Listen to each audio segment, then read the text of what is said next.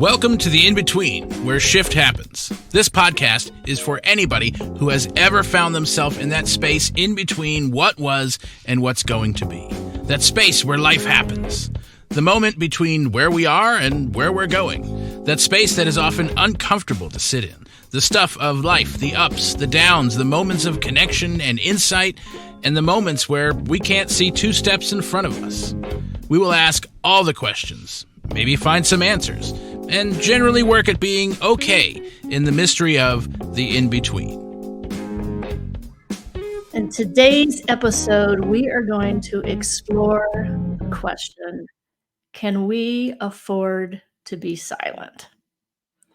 And so, the context or the premise of our show here is that we come with a topic and questions, and the other person doesn't know what the questions are, so that we're raw in the moment, in the in-between, live and in time. I know Right nothing. now. You know nothing. But so can we afford to be silent? So some context around this question, because I guess this could be about anything. But, specifically in our world, when we look out and we see the things that are going on, as people of faith, as people in spiritual communities, actually just people in general who are trying to live more intentionally from their values and from those spaces of standing up for what we believe in. Like, can we afford to be silent? Can we afford to sit on the sidelines and say, oh, that over there doesn't impact me, so I can just continue to stay right here on my meditation cushion or yoga mat or, whatever. Because if it's not impacting my life directly, then, is it really mine to, stand up or just say things? And so let's just start off the bat with this question. And it's a general question, but maybe to get the juices flowing around this conversation. Can we afford to be silent? No. There you go. Yeah, there it is. Show's over. Yeah. Wow, there's so much to this.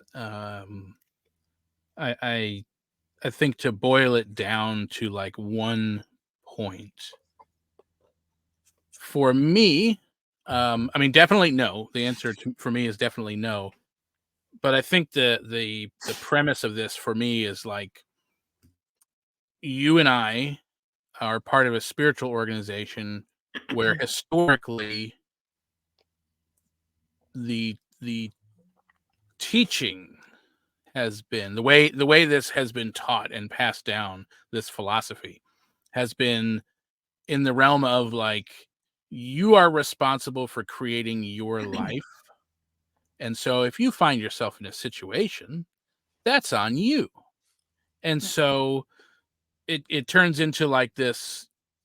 It's said somewhat sarcastically when we say it, but I think there are actually people out there who use this like somewhat maliciously, this line that goes, well, what's in your consciousness? Right. Meaning like, what did you think or believe to create this scenario? And that's just freaking bonkers. Like, what kind of compassionless mind is going to walk around like shaming and blaming people for the situations that they've ended up in? Because if that were true, either like no one's picking a shitty situation on purpose. So either they didn't know and didn't have the tools, or how could we possibly put the responsibility solely on the person in a situation that no one would want to be in, right? And so when we look around the world right now, there are countless situations that none of us would want to be in, that we're all watching. And I think most of us are probably not saying anything for a variety of reasons, and I get it, but I do think that within this philosophy, it is certainly past time that we move away from this like siloed, blinders on, I create in a vacuum kind of mindset, because we also say that we believe in oneness in wholeness, in the interconnectedness of all things. And so if that's really true, what's happening to that person over there can't actually be separate from me over here. Like, that's actually true. If oneness is actually a real thing, which I think is, I was going to say we've fairly well proven that to be true. From certain perspectives, we have definitely shown like there is absolutely an interconnectedness to everything. And so there is no way that what's happening over there, like with my blinders on, it's out of eyesight. It's over there. There's no way it's not impacting me directly. Yeah. On a human level, on a level of existence or level of awareness. I mean, on all these different levels, there's no way that it's not impacting me. And this is a big and, that's a really shitty reason for me to want to then do something. Like, it wasn't enough that's just an awful act of war and genocide or whatever the thing is we're talking about. For it to have to impact me first before I'm like, you know what? I think I'm gonna do something now. But yeah, but don't we often see that, you know? Yeah. And I think, you know, it's because like things don't become in our, you know, our rallying cry or whatever until it like drastically Yeah. impacts us. And we see that Yeah. historically just in lots of our interactions, you know, as a society and, you know, individually.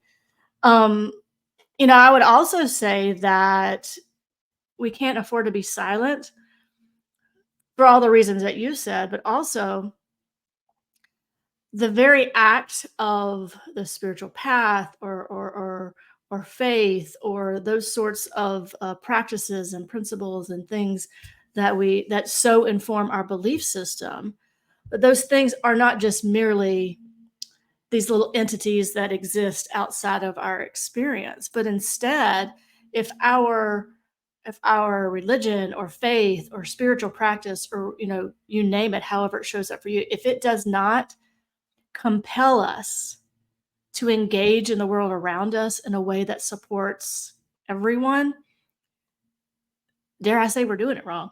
Right. Yeah. Not that we always like think that there's no right or wrong way to do things, but I think if our spiritual practice is not changing us, if we just want to change and not be changed ourselves, then I think we've missed like the whole thing, right? Yeah. Because the role of that in our lives is to create space for transformation, to create space for evolution, to create space for continued like understanding and learning of what it means to be human and what it means to interact with one another and what it Yeah. means to create a world that supports that authenticity for everyone. Yeah. I And think so I think that for me is, yeah, so I think that we can't afford to be silent because to not create something where people can show up that way diminishes us all yes. as a society, as beings that are Yeah. searching to thrive, as a planet that is searching to thrive. I think that is the thing. Yeah. Um, and that's more, you know, the more than like a forward as far as like monetary, but just forward in general for our survival, for our thrival. Oh, Thrive. I just created that Yeah. word. Oh, I like it now. As you know, as a universe, as a planet, as Yeah. all the things that live on this planet. Yeah. And I think that's it for me. It's that idea of, like you said, that our spirituality brings us closer to our humanity, Yeah. right? Because I think like religion and spirituality can easily minimize our humanity Mm. because we're gonna do whatever here. Who cares? Because we're gonna have that thing We're afterwards. supposed to transcend our humanity, which Yeah. Right. totally misses the point. Yeah. Right. Right. And I think for me, it really is, spirituality is the mechanism, the tool, the way of life, the experience, whatever, that brings us closer with a deeper understanding of that humanity, not just of me of my own, but all of us, of the like the one humanity. Yeah. um and I don't know what the word is, but like also beyond humanity, because it's not just, then we start to realize it's not just humans, it's everything. Like there's a worldness, a globalness, a universality to it that we are, I think, connecting with, right? Like the animals, the trees, the planet, other planet. Like there is a commonality, an interconnectedness to all of that. Like there, the It's the things that web, the it web is. of interconnectivity. Yeah. Yeah, it is, because the molecules, the atoms that make up the planets and the stars are all from the same thing. Yeah. Like we were literally all stardust that then knocked around and banged around and exploded and crumbled and whatever and smashed together and formed And here stars we and are. planets. Yeah, Yeah. now right. And here we are a couple million years later, a couple billion years later. Billion Here we years. Yeah. are. And I think we can easily get that twisted. Yeah. Well, and I think too in this conversation, and I think it's easy for us to kind of get on our high horse and say, "Folks, come on now, let's get doing stuff," right? But Yeah. I think that, and I know I fall into this too. When we look out at things that are going on in the world, whether it be war or genocide, like all the things, and it becomes there's so many things that aren't working for folks. There's so many ways that people are marginalized, oppressed. Um, it can be paralyzing because there's so much to do and I don't know where to start. And so Or I think or even that what to do. or what to do, right? So that leads into my question because I think it's like what can I do? What can I do in my little sphere to like actually begin to make a difference? Because I truly believe that I think people want inherently deep within us, we want that. We want to help. We want to serve. We want to make the world a better place, like all the Yeah. things. And often our fears and our frustrations kind of like blanket that. And so sometimes Yeah. it's hard to see or express. So the question is, how do we know what's ours to do? How can we find that thing? How can we begin to start? So we've Yeah. already decided that we can't afford to be silent. So we already know that. We can all agree on that. At least for the purpose of this conversation, we can agree on that. Yeah. So then now what? So then how can I begin to use my voice, to use my platform, to use my life, Yeah. right? To begin to make a difference, to support the world around us. So how do we know what's ours to do? That's interesting, because this idea has come up for me in a couple of other places recently also, and so I've been thinking about it in a little bit of a new way, or with a little bit more clarity than I have in the past. And the short answer, I think, is that there's no wrong action to take. And that's from like the 30,000-foot universal perspective. And what that means is, we live life in a series of action and reaction. I do a thing, there's a cause, there's an effect. I do Mhm. this thing, and then this happens. And in no way does that mean anything is predetermined, but I think it does mean, because we are all interconnected and there are certain things looking to like come into being, there are certain things that humanity itself needs right now, or at any point, um, that we're just going to continue to be drawn, pulled forward towards this greater expression of what it means to be human. And so I think whatever action we take is always going to pull us towards closer to that, even when the effect of our action feels like it's moving in the wrong direction. Because like I've made some pretty stupid decisions in my life at some point, and I've also had to deal with the effect of those, what I would call stupid decisions, right? but that still moved me forward. So that's like the most dramatic thing, right? Like maybe I chose, I'm not saying I've done this, but hypothetically, let's say like I chose the wrong side of some global stand on whatever, and history is going to say 100 years from now, like, dude, that was the wrong side, man. Like there are people in the world right now that later on history is going to be like, yikes, bro. Like, Yeah. dude, what are you doing, man? um so individually we can see how no matter what action we take, it's going to help us move forward. Yeah. From a level of like a compassionate person, I think we get to pull our morals and empathy into that conversation as well. And so when we don't use compassion and empathy, we get to certain situations where drastic choices have drastic effects.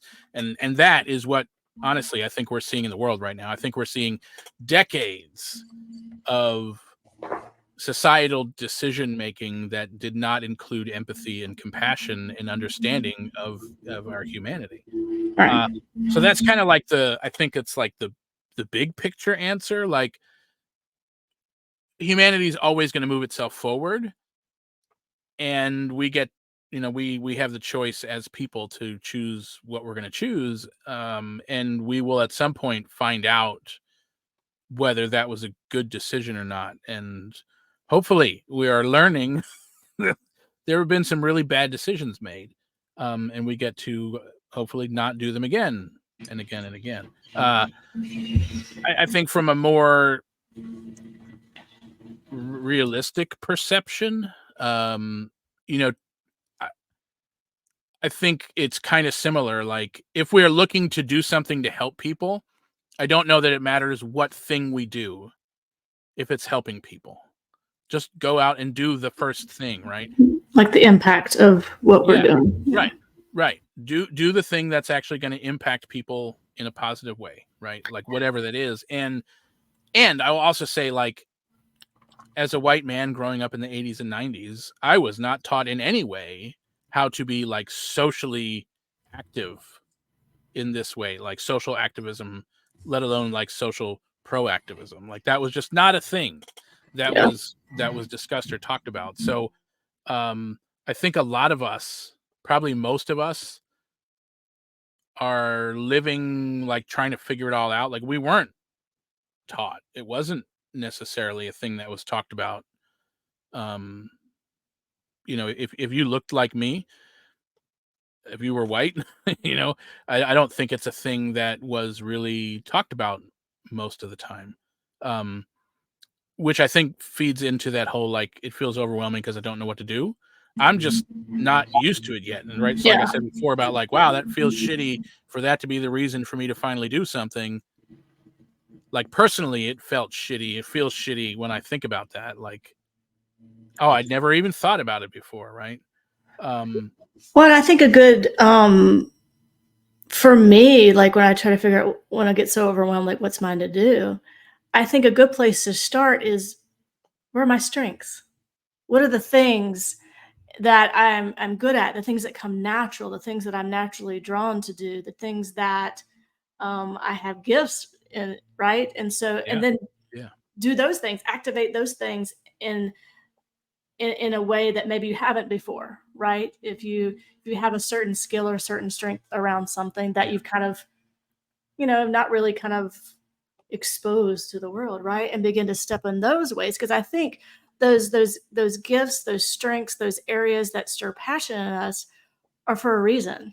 yeah, Because I think that's when we're in the flow, we're in the alignment of our authentic selves when we can live those things. And yeah, that can't help but serve to support the world around us yeah, if we are in flow of those things. So I think for me, that's the first thing I look at. What am I good at? What are the things that come natural for me? The things that excite me? And then, okay, how can I use that thing and activate that in the yeah, world around me? yeah. And sometimes that's just small steps or small building of relationships or Right. small like things, right? Yeah. Because I think that's what's ours to do because we are unique. each one of us.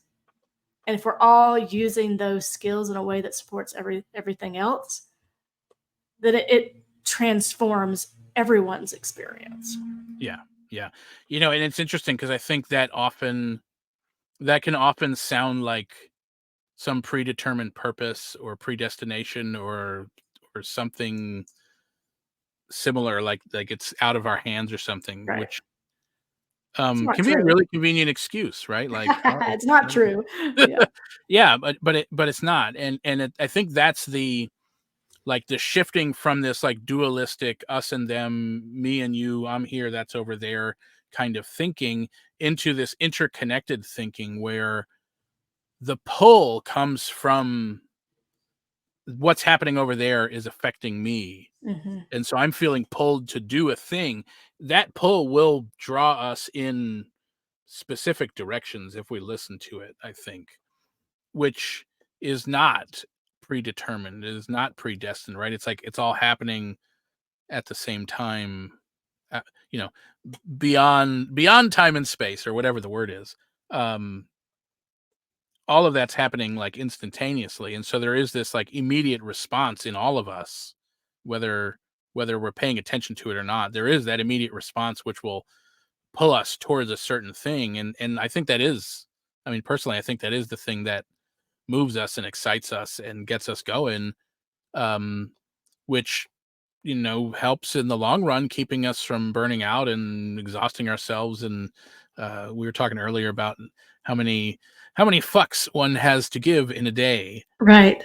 and choosing your fucks wisely. Like, let's put them towards good use in the things that are going to feed us and help us continue on. Well, and that kind of leads into another question is like, how can we begin to or continue to activate our values in the world in ways that are supportive? Yeah, yeah, yeah, yeah, Because I think that is the thing, right? That we are all living from our values. Every single one of us, everywhere, are living from our values. Now, sometimes it's default, sometimes it's intentional. yeah, Um, yeah, but we're all living from the thing that we are deeming the most important in that moment, that value in that moment. And yeah, values, they shift and change. So values are not static; they're fluid, just like we are. Um, so how can we begin to or continue to like activate our values in intentional ways yeah. that Right. support Yes. Intentional. those around us? It's the intentional ways, right? Yeah. It's not the default stuff that we're like, oh wow, I didn't realize I just did that, right? Or I didn't Yeah. realize I was reacting from that space or whatever. And we all do it, and Yeah. we're going to continue to do it in some form or fashion. But I think the adventure is to begin to shift some of the percentages of how we show up. So how can we Yeah. activate our values? Oh, yeah. That's a big one. I want to go back to that whole cause and effect thing for a minute because, and I always love like, you bring the questions. I don't know the questions, or the days I bring the questions, the questions. I always love how like what comes up is always like perfectly, like, I swear we don't actually know the questions. Like, was How it usual. how usual? Yeah. Um, so this cause and effect thing, like I used to talk about cause and effect, like we're always at choice A or B, right? Repeat the same process, repeat the same habit, repeat the same pattern, or choose something different.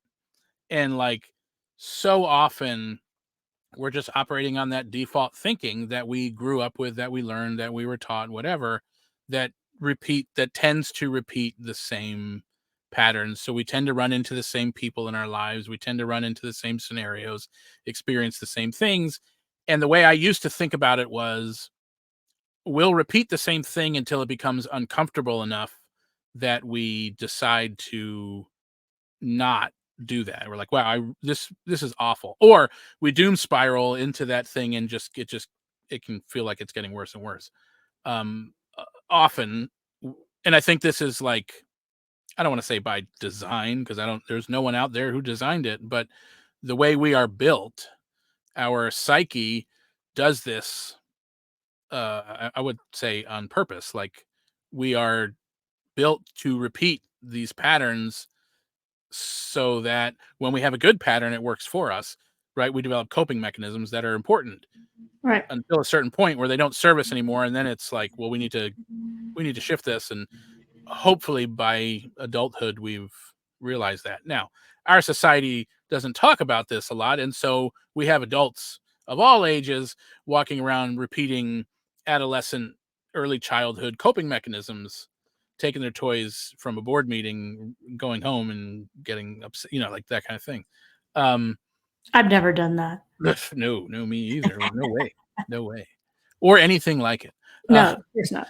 but what I think is interesting now is, doesn't it feel like since 2020-ish that collectively we're kind of at a point where we're like getting catapulted forward, and it's almost like we're not being given the option to wait until it gets uncomfortable enough on our own to make the change, that Yeah. the things around us are becoming so uncomfortable that we can't ignore the patterns anymore. We can't ignore the default, the unconscious anymore, because it is so in our face, right? And so I think values ties right into that, because our default thinking is highly informed by our values, whether we recognize what they are or not. And so many of the values that we acquire at a young age, when we don't start the work of sifting through what our beliefs are and why we're repeating patterns, or what the beliefs are and thoughts that are helping inspire or influence those patterns, um, until we do that, we don't know what our values are. Like we might have a thought about what's right, but I mean, like I have still, I have values that I'm kind of uncovering in myself about, unconscious bias and things like that, where I'm like, oh shit, I didn't know that. Like I want to say I believe this, but my actions and my thoughts Right. actually point towards this other thing It's that like it's like congruence. Like it's when our actions are congruent with our innermost beliefs and values. And I yeah, think we have these like or values that we want to live from, but then our activity yeah, is that patterned way of responding or patterned way of yeah, believing. And I think that yeah, I mean that definitely plays into this whole conversation of can we afford to be silent? Because I think often we're silent because we're patterned to be be that way. style, yeah, Or right, we're patterned to like kind of silo ourselves away from everything else. yeah, Dare we say rugged individualism? We gotta bring that in too, right? So I think this plays into it. I mean, I yeah. know we're Oh, for always sure, we're yeah, always cracking on rugged individualism, but for good reason, but for good, yeah, for good reason, because I think it pushes us into this. Well, I'm just going to take care of me and mine. yeah, yeah. And then Um, and then what do we and value? What's the value in that, yeah, yeah, right? Like we highly value individualism, yeah. which So also says they are other individuals over there yeah, separate from me yeah. and Which then mine. it makes it easier to be silent, right? Yeah, When we yeah, when we view as other, or we view as I'm just yeah, responsible for my own little world. I don't know what those folks over there are doing, right? yeah, So then it just supports it provides justification for silence. yeah, And I think that yeah, that's just a bad recipe. It's a recipe that's missing a few ingredients, right? And yep, so which is most yep. of my cooking in general. Or adding the wrong ingredients or Yeah, not enough of something. But so I think this conversation is highlighting that it is important to be aware that our perspective, our lived experience is not the only one. And that the more that we can use our lives in support of each other, because that's really what we're doing. That's really what we're yeah, talking about. Living our lives in support of all of us. And that doesn't diminish the value of my life yeah, or your life as an individual. It actually elevates it. It elevates us that when we are able to show up in those ways, we're able to use our voice in those ways, then everyone is benefited. And then that benefits everyone. It's like this really beautiful cycle of things, right? Yeah. Yeah. I think we experienced the reverse. We see the effects of that, but I think more and more, I think that we're beginning to see a shift in the cycle, which is beautiful to not only witness but to be a part of. Yeah. Yeah. So, in this conversation, can we afford to be silent? Um, if you had one thing, I don't know, one thing to say about this conversation that you would want everyone to hear and to really kind of like marinate in, Mm. and then be able to use this then to activate it in their lives, what would that one thing be? Now I Hmm. know there's a bunch of things, but I said one thing. Yeah. So Yeah. don't cheat and try to do like, don't do like, well, A, B, and C of Yeah. a thing, right? Yeah. Yeah. Yeah. Um,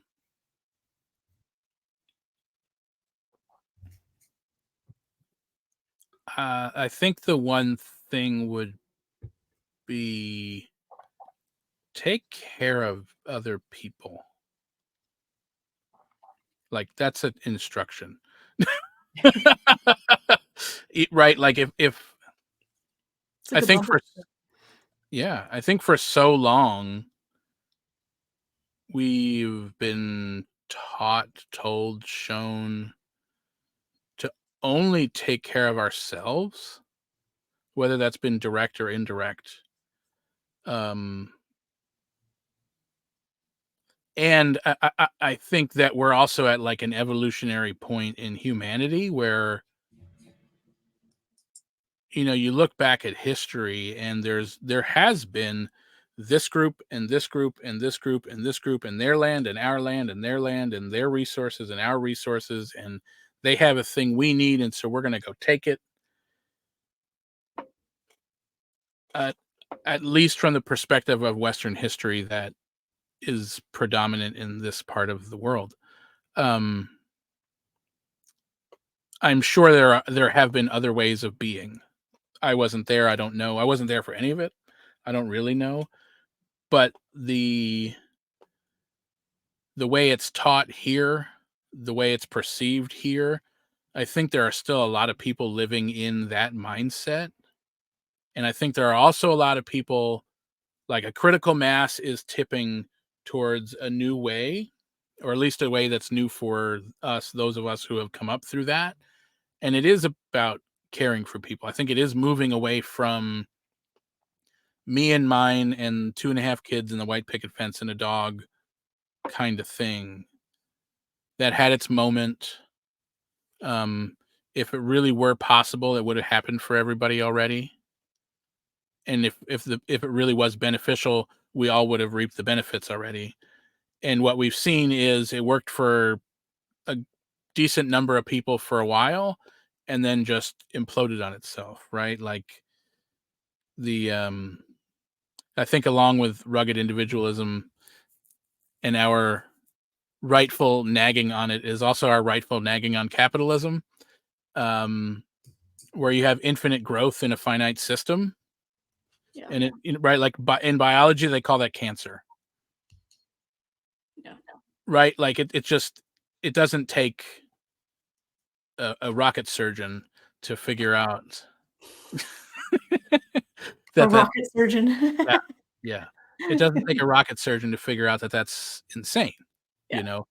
Um, but what it does do is it creates a very fear-based mentality that if I don't get mine, me and mine, we're in trouble, because it also detaches us from our support system, our Yeah. community. And so I think caring about other people is like the immediate inverse of all of that. Yeah. Care about somebody else. Go care about your neighbors. Care about what's happening to the people in the town over. Care about what's happening across the world. Yeah. Care about whatever, whoever it is. I think just even thinking about it just begins to make new pathways, new connections in our brain that builds new habits, new ways of thinking, new ways of seeing what's going on around us that I would say for most of us in the United States and probably most of the Western world, we're not used to. Like that is a, like, globally, I think there's never been a time where that's been the predominant perspective. Yeah. And I think we're shifting into that. Well, you heard it here. The one takeaway is care about things, right? And I would also, my own takeaway from it, Yeah. that activate that care. Activate that Yeah. care. And that could be, there's so many ways we can do that, right? Bringing a casserole to your neighbor. I mean, just these little ways to activate this care, to activate this value of caring for people. It kind of breaks the silence. It breaks that division of I'm over here in my life and you're over there in your life. And Yeah. we begin to do that, activate that, and break that. Then, the silence is broken, right? And that we begin to engage and activate our values in a world that, in a way, in the world that is loud and proud. Yeah. I love this Yeah. conversation. We could go on and on and on, but alas, Yeah. we shall not for another day. So thank you everyone for listening. Thank you for being part of this conversation. This part of this understanding that we can't afford to be silent. And so find a way to be loud and proud in your neck of the woods, wherever that may be. And until next time, we'll see you in the in-between. Nobody really enjoys being in the in-between, but thanks for being here anyway. We may not have found all of the answers, but certainly some. And maybe more importantly, a little shift has happened. Because that is really what it's all about. Learning to be curious, authentic, and yes, maybe even a tad bit vulnerable. And the beauty of it all is that we are not alone in the in-between. So until next time, we hope a lot of shift happens.